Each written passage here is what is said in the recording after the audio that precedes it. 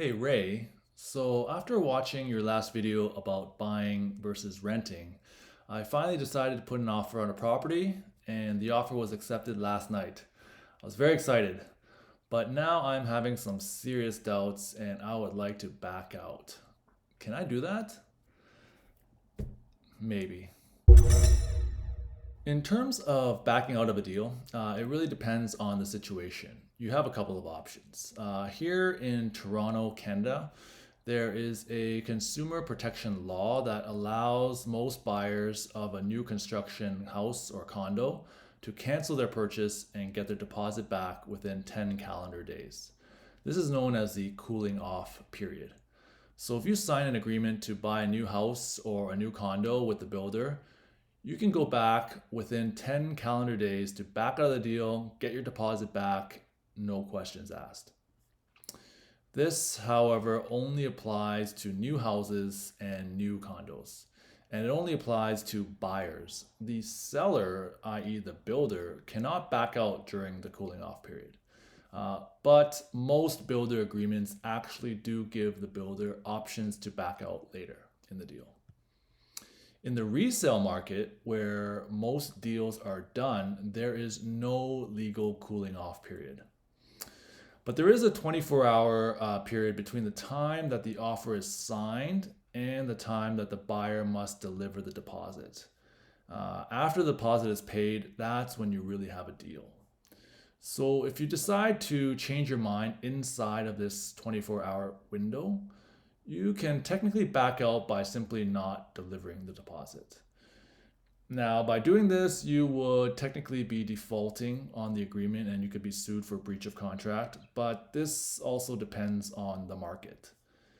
If the purchase price in the agreement is close to market value, meaning if the seller can just relist the property and sell to another buyer at the same or even better price, then you as the buyer can just rely on this fact to defend yourself if you're sued, and this is called the mitigation defense. So that means in a normal or rising market, you can usually just get away with defaulting on the deposit as a way to back out.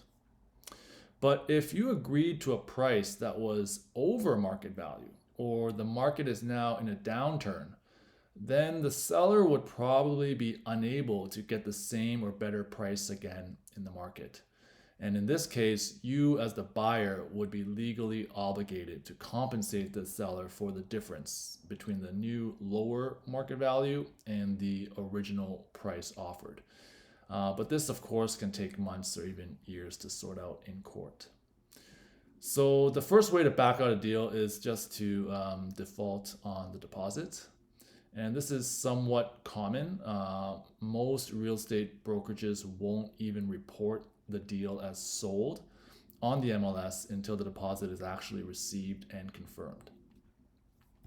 The second strategy, and the better strategy, is to just give yourself the option to back out by inserting a condition in the agreement itself. In a normal market, most sellers will agree to a 5 to 10 day conditional period where you as the buyer can go back and look at the house again, confirm with the bank that you can actually afford it, and ultimately firm up the deal or walk away. But in a hot market, most sellers will demand a clean offer, no conditions, because they have all the leverage. So it's very risky to buy in a hot market. You have to be sure that you're going to close regardless of the condition of the house, regardless of the interest rate. And it's no surprise that buyer remorse is very common in a hot market, like in 2021. Now, sellers can also insert a similar condition to give themselves a chance to back out in case they feel that they undersold the property. This can happen sometimes where the news or even rumors of an interest rate drop or a change in government policy can create an immediate change in demand and prices.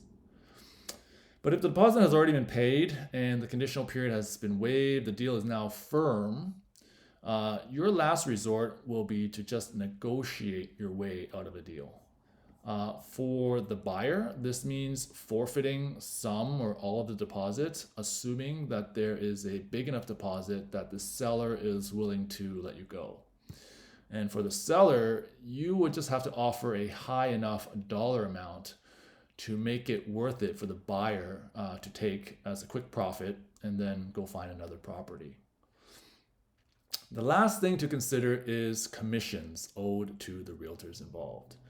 When working with the realtor, you will normally have to sign a representation agreement, which obligates you to pay a commission to the realtor regardless if the deal closes. But in reality, most realtors will agree to waive the commission on the first failed deal if you continue to use them for the next deal.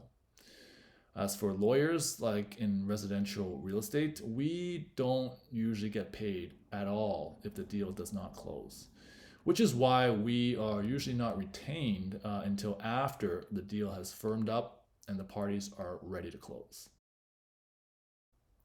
Real estate is expensive. In many ways, it is a luxury purchase and therefore a very emotional purchase. It will be stressful. But you can reduce your stress level by being prepared. Do the research, stay up to date on the market before you actually need to buy something. By doing this, when it comes time to actually having to pull the trigger, you won't need any time to make a rational and well-informed decision. You will know what you can afford, what the property is worth, and you will know if it's a good deal as soon as you see it. So when I'm asked, hey Ray, can I back out of a deal? What I say is when you're truly ready, you shouldn't have to. I'm Raymond Diep, and I run a real estate law firm called Diep Law here in Toronto, Canada. And this was episode 2 of the Deep Dive with Diep Law. Thanks for watching.